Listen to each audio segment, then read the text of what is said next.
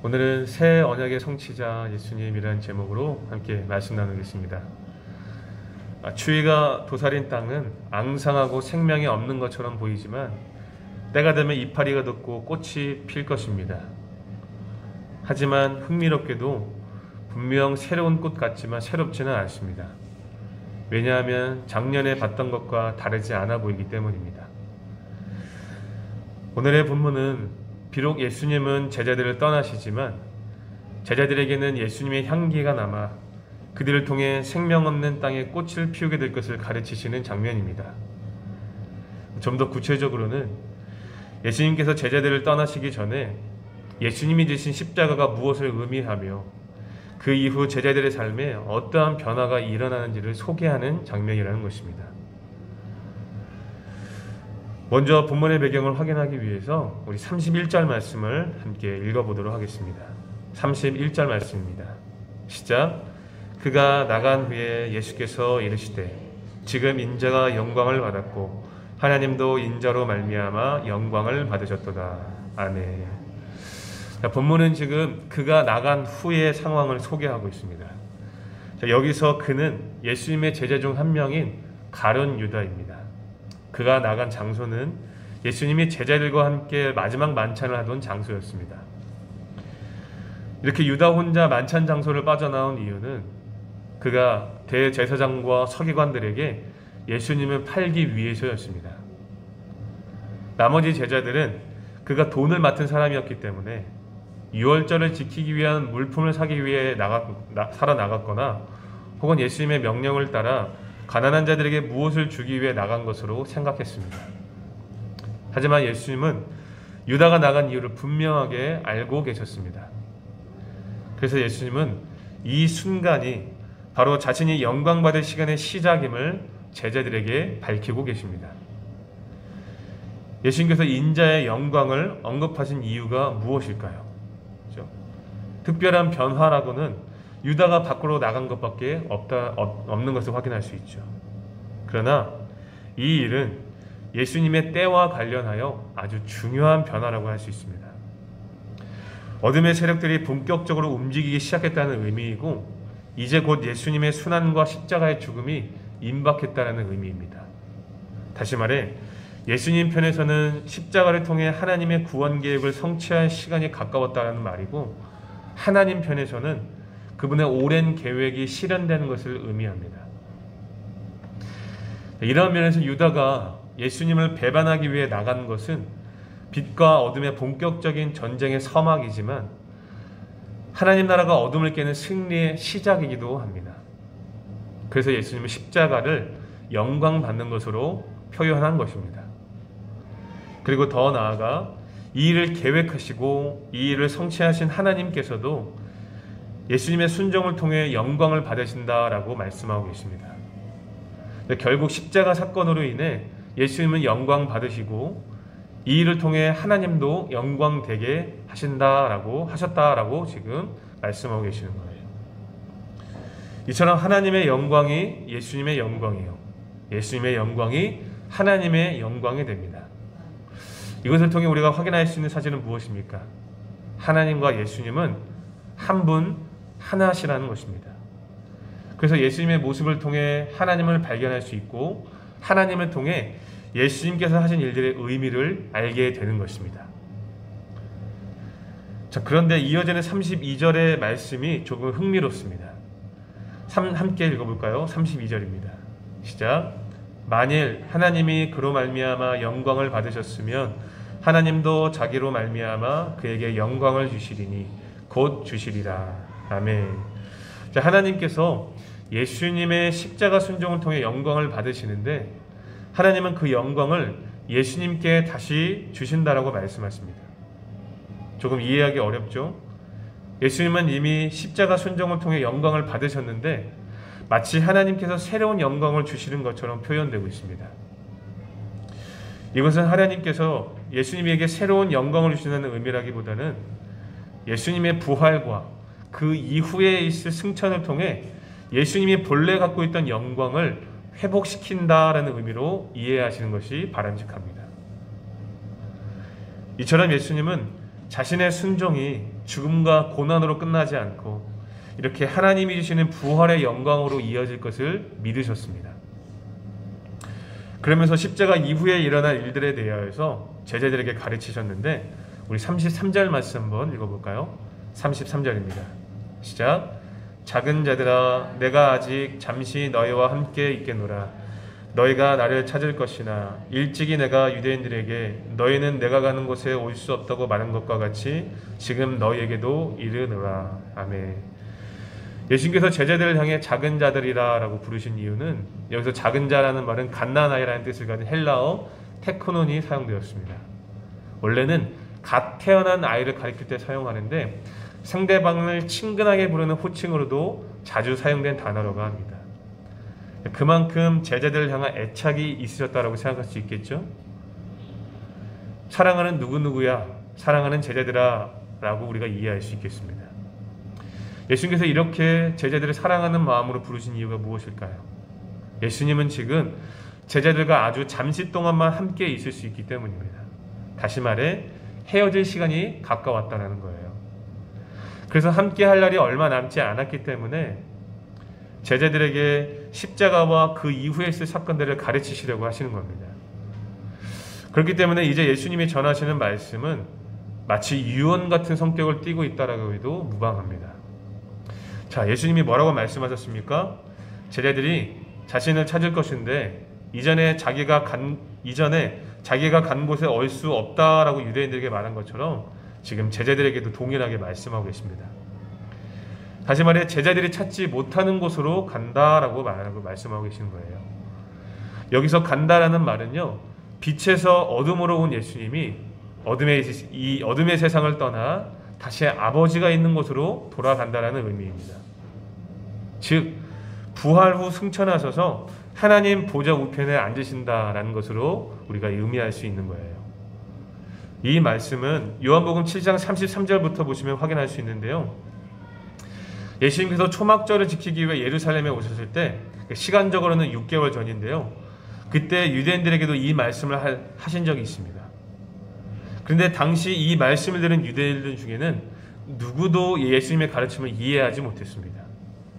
그런데 방금 전에 읽은 33절 말씀에 보니까 제자들도 이 말씀이 무엇을 의미하는지 이해하지가 못했습니다. 전혀 이 예수님의 가르침에 대해서 이해하지 못하고 있어요. 36절을 보시면 베드로가 뭐라고 얘기하고 있습니까? 예수님께서 어디로 가시는지 내가 따라가겠다. 그렇죠? 어디로 가십니까? 라고 묻지 않습니까? 자, 이것만 보아도 지금 제자들은 예수님이 말씀하시는 십자가와 그 이후의 일들을 이해하지 못하고 있습니다. 하지만 그 와중에도 예수님께서 제자들에게 희망적인 메시지를 전하시는데 36절 중반절부터 보시면 뭐라고 말씀하시냐면 지금은 아니지만 내가 가는 곳에 지금은 아니지만 후에는 따라오게 된다라고 말씀하고 계세요. 그렇죠? 지금은 아니지만 후에는 너희들도 따라오게 될 것이다 라고 말씀하셨습니다. 자, 그런데 여기서 분명 예수님께서는 앞선 33절에서는 간다라는 말씀을 사용하셨지만 방금 확인한 36절에서는 따라온다라는 표현을 사용하셨습니다. 예수님께서 이렇게 표현하신 이유는요, 이후에 제자들이 죽어서 이 예수님이 계신 빛의 영역에 간다는 의미만은 아닙니다. 예수님이 이 땅에서 빛으로 살아내셨던 것처럼 제자들도 그 모습을 따라 살게 된다는 것을 예언하고 계시는 거예요. 다시 말해 제자들을 통해 성취될 하나님 나라의 현재성에 대해서 말씀하고 계신 겁니다. 이것을 다른 말로 표현하면 예수님께서 하나님의 뜻을 따라 그분의 말씀에 순종함으로 영광을 돌리신 것처럼 제자들도 그 모습을 따라 하나님께 영광을 돌리며 살게 된다라는 것을 말씀하고 계시는 거예요. 이처럼 예수님이 떠나셨다라고 해서 그분의 영광이 사라지는 것이 아닙니다. 오히려 예수님의 떠나심은 제자들에게 새로운 무대를 제공하고 하나님의 영광을 나타내는 은혜를 주시는 것입니다. 자, 그렇다면 제자들은 어떻게 해야 예수님이 떠난 자리에서 하나님께 영광을 돌리며 살 수 있을까요? 예수님은 그 방법을 말씀해 주셨는데 그 방법이 바로 34절과 35절 말씀에 기록되어 있습니다. 34절과 35절 읽어볼까요? 시작. 새 계명을 너희에게 주노니 서로 사랑하라. 내가 너희를 사랑한 것 같이 너희도 서로 사랑하라. 너희가 서로 사랑하면 이로써 모든 사람이 너희가 내 제자인 줄 알리라. 아멘. 예수님은 제자들에게 새 계명을 준다라고 말씀하시면서 내가 너희를 사랑한 것 같이 너희도 서로 사랑하라 라고 말씀하셨습니다. 그러면 모든 사람이 너희가 내 제자인 줄을 알게 된다라고 말씀하세요. 예수님께서 제자들에게 새 계명을 주셨다는 것은 무엇을 의미할까요? 그것은 바로 예수님을 통해 새로운 언약 공동체가 탄생했음을 알리시기 위함입니다.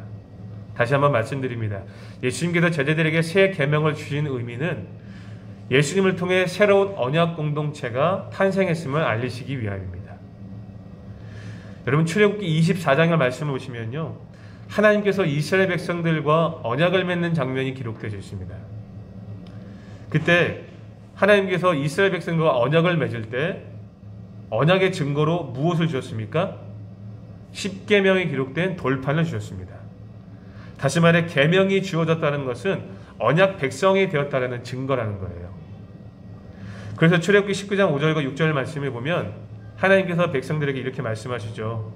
너희가 내 말을 잘 듣고 내 언약을 지키면 너희는 모든 민족 중에서 내 소유가 되겠고 너희가 내게 대하여 제사장 나라가 되며 거룩한 백성이 되리라 라고 말씀하셨습니다. 다시 말해 계명 준수는 곧 언약 백성의 증거라는 겁니다. 하지만 이스라엘은 끊임없는 불순종을 보였고 하나님께 심판을 받아 멸망하게 되죠. 그러나 하나님의 심판은 끝이 아니라 자기 백성을 회복시키기 위한 과정이었습니다.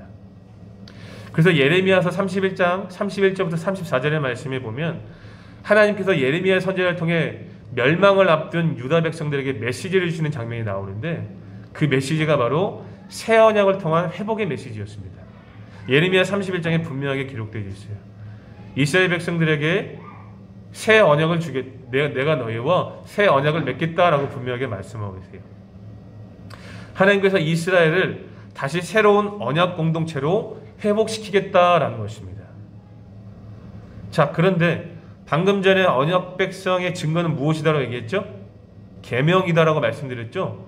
자, 결국 예수님께서 새 계명을 주셨다는 것은 예수님이 곧 새 언약의 성취자로 오신 분이라는 것을 의미한다는 것입니다. 그렇다면 예수님은 이 새 언약의 성취를 무엇을 통해 이루실까요? 바로 십자가의 순종을 통해 이루십니다. 방금 전에 언급한 출애굽기 24장은요. 하나님과 이스라엘이 언약을 맺는 장면이라고 설명드렸습니다. 언약식인 거예요. 그런데 이 언약 공동체가 하나님과 언약식을 맺기 위해 필요한 것은 계명만이 아니었습니다. 바로 언약 체계를 위한 피뿌림, 언약의 피가 필요했습니다. 제가 출애굽기 24장 5절부터 8절 말씀을 천천히 읽어드리겠습니다. 이스라엘 자손의 청년들을 보내어 여호와께 소를 번제와 화목제를 드리게 하고 모세가 피를 가지고 반은 여러 양푼에 담고 반은 제단에 뿌리고 언약제를 가져다가 백성에게 낭독하여 듣게 하니 그들이 이르되 여호와의 모든 말씀을 우리가 준행하리이다. 모세가 그 피를 가지고 백성에게 뿌리며 이르되 이는 여호와께서 이 모든 말씀에 대하여 너희와 세우신 언약의 비니라. 아멘. 자, 언약식을 위해서는 이렇게 두 가지가 필요했는데 첫 번째는 이 계명이 기록된 언약서였고요. 두 번째는 언약의 피가 필요했습니다. 이 언약의 피를 둘로 나눠서 하나는 제단에 뿌리고 하나는 백성들에게 뿌립니다. 제단 위에 뿌린 피는 하나님께서 봉헌물을 받으시고 백성들의 죄를 용서하신다는 것을 상징하고요. 백성들에게 뿌린 피는 백성들이 그 말씀에 복종하겠다는 맹세를 상징합니다. 결국 예수님께서 십자가의 순종을 통해 새 언약의 성취를 이루신다는 말을 우리가 어떻게 이해할 수 있겠습니까? 예수님은 이제 곧 십자가에 죽게 될 것인데 그때 흘린 피가 새 언약을 위한 언약의 피가 된다는 말씀입니다. 그래서 그 보혈의 피로 말미암아 죄사함을 받은 사람들은 하나님의 백성이 되는 것을 넘어서서 새로운 언약 관계인 하나님의 자녀가 되는 길이 열리게 되는 거죠. 다시 말해 예수님을 통해 새로운 언약 공동체가 탄생하게 된다는 것입니다. 그리고 그 첫 시작점이 있는 사람들이 누구라는 겁니까? 예수님의 제자들이라는 겁니다. 새 언약을 배경으로 한 새 언약 백성들은 새 언약에 걸맞는 새 계명을 지켜야 하기 때문에 제자들에게 새 계명을 주시는 거예요. 그래서 새 계명을 지키는 자는 예수님의 제자인 것을 사람들이 알게 되고, 더 나아가 예수님을 통해 탄생한 새 언약 공동체의 일원이라는 사실을 모든 사람들이 알게 되는 것입니다. 자, 그렇다면 예수님은 새 계명으로 왜 서로 사랑하라라는 명령을 주셨을까요? 우리가 이것을 확인해 볼 필요가 있습니다. 예수님께서 주신 이 새 계명에는 두 가지 질문거리가 있습니다. 첫 번째 질문은 뭐냐면 계명의 내용이에요. 구약과 예수님이 정리한 것에 의하면 계명의 내용은 하나님 사랑과 이웃 사랑, 다시 말해 사람 사랑이잖아요, 그렇죠? 하나님 사랑과 사람 사랑인데, 오늘 본문에서 예수님께서 주신 새 계명은요, 서로 사랑, 즉 사람 사랑만 말씀하고 있습니다. 하나님 사랑이 빠져 있잖아요, 그죠? 그래서 우리가 고민을 해봐야 됩니다. 왜 예수님께서 이 사람 사랑만 말씀하셨을까? 자, 이 질문에 대한 해답은요, 바로 예수님을 믿는 것에 있습니다. 여러분, 우리가 요한복음을 읽다 보면 예수님은 종종 나를 본 자가 곧 하나님을 보는 것과 같다라고 말씀하시면서 하나님과 예수님 당신을 동일시하신 것을 우리가 종종 확인하게 됩니다. 또한 요한복음 17장의 말씀을 보면 죽음을 앞둔 예수님께서 대제사장적인 기도를 하실 때에 자신을 하나님과 하나가 되었다라고 3번이나 말씀하고 계세요. 그렇죠? 아버지와 내가 하나가 된 것 같이, 우리가 하나가 된 것 같이 저들도 우리처럼 하나가 되게 하옵소서. 하나님께서 예수님과 하나이심을 3번이나 언급하시면서 기도하셨어요. 사도 바울도 빌립보서 2장에서 예수님을 근본 하나님의 본체라고 소개하고 있지 않습니까? 즉 하나님과 예수님은 한 분 하나시라는 겁니다. 그래서 하나님의 영광이 예수님의 영광이요, 예수님의 영광이 하나님의 영광이 되는 것입니다. 인격은 구별되지만 하나님으로서의 본질은 같고 능력과 영광이 동등하시다는 거예요. 자, 그래서 예수님을 믿는 것이 곧 하나님을 믿는 것이고, 예수님을 사랑하는 것이 곧 하나님을 사랑하는 것입니다. 지금 만찬의 현장에 남아있는 사람들이 누구입니까? 예수님을 사랑하는 제자들만 남았습니다. 비록 아직은 십자가의 의미를 온전히 이해하지 못하고 있지만 제자들은 예수님을 분명히 사랑하고 있습니다. 그래서 서로 사랑만 언급하고 있는 거예요. 예수님을 사랑하는 것이 하나님 사랑을 의미하기 때문입니다. 이미 제자들은 충분히 예수님 사랑을 통하여서 하나님 사랑을 실천하고 있기 때문에 서로 사랑만 말씀하고 계시다라는 거예요. 그래서 예수님이 자신을 배신한 가룟 유다가 나간 이후에 이 말씀을 하신 겁니다. 예수님을 사랑하는 제자들은 이제 서로 사랑의 명령에 순종하기만 하면 되는 겁니다. 그렇죠? 자, 두 번째로 이 새 계명에 대해서 생각해 볼 것은 새 계명을 지켰을 때의 결과입니다. 예수님은 제자들에게 너희가 서로 사랑하면 모든 사람들이 내 제자인 것을 알게 될 것이다 라고 말씀하셨죠.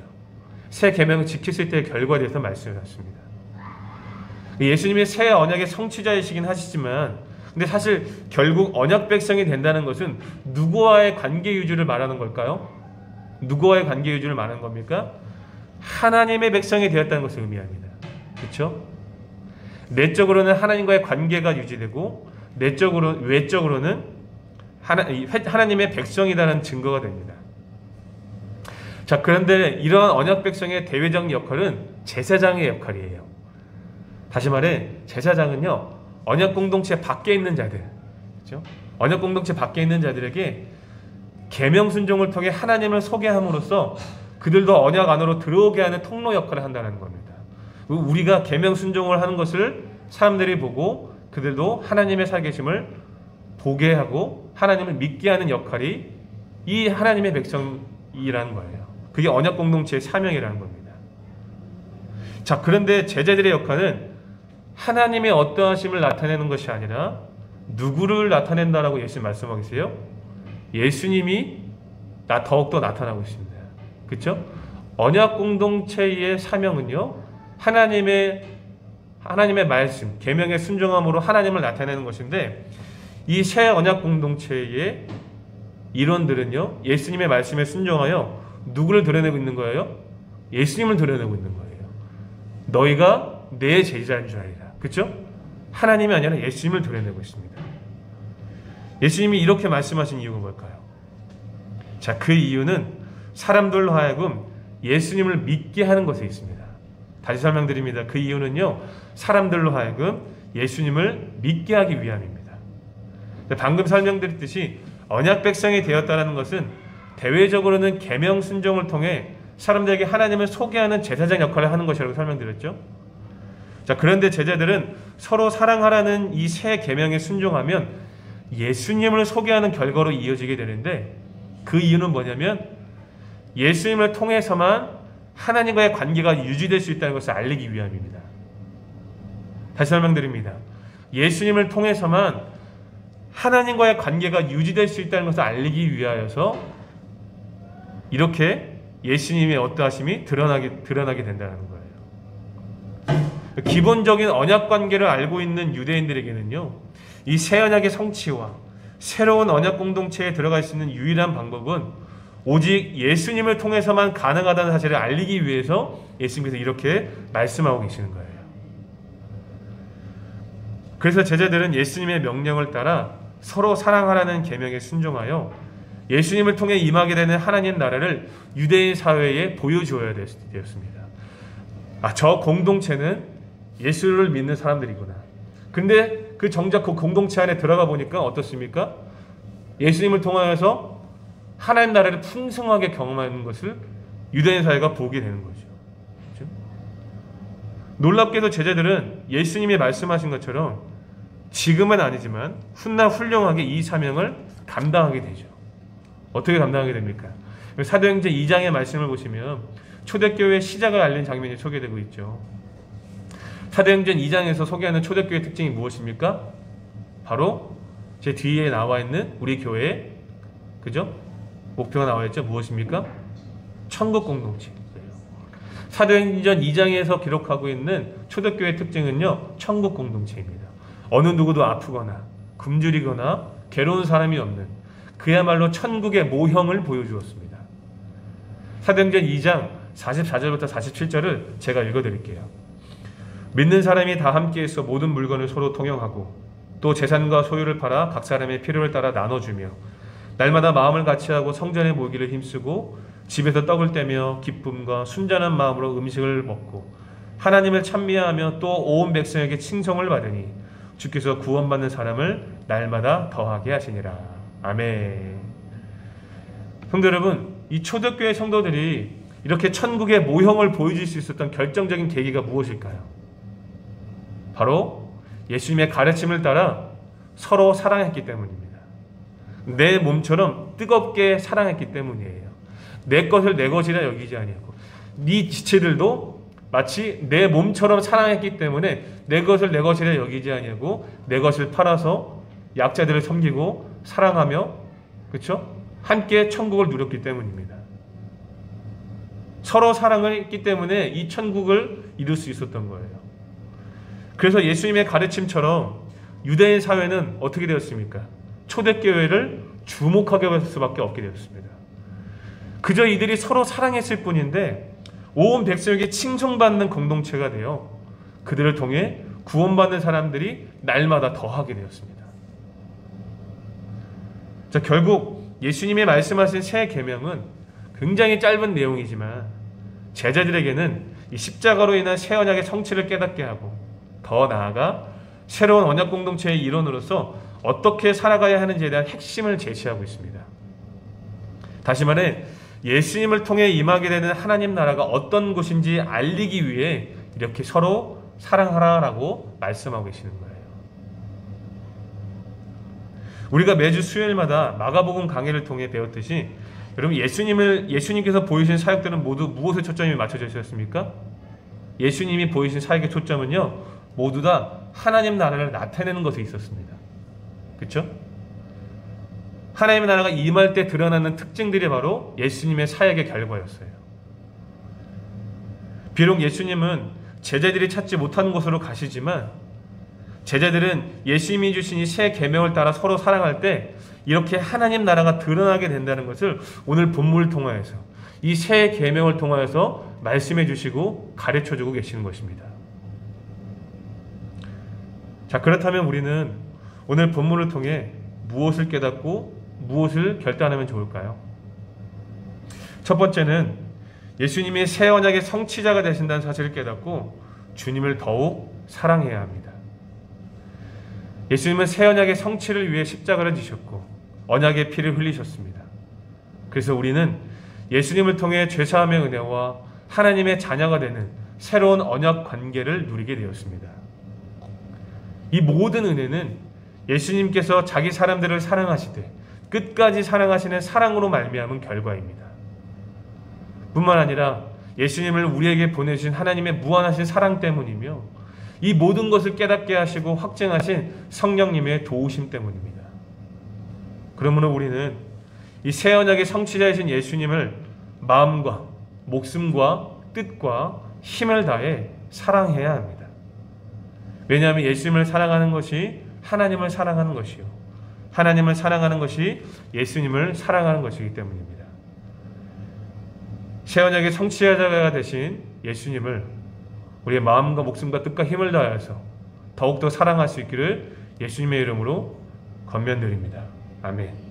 두 번째로 우리가 결단하고 싶은 것은 뭐냐면 새로운 언약 백성의 표지는 서로 사랑하는 것이다 라는 것을 깨닫고 이 새 계명에 순종할 수 있어야 되는 것이요.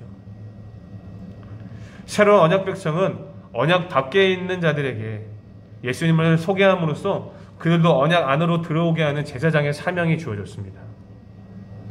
예수님을 통해 임하게 되는 하나님 나라가 어떤 곳인지 이 세상에 알려야 하는 사명이 주어졌다는 거예요.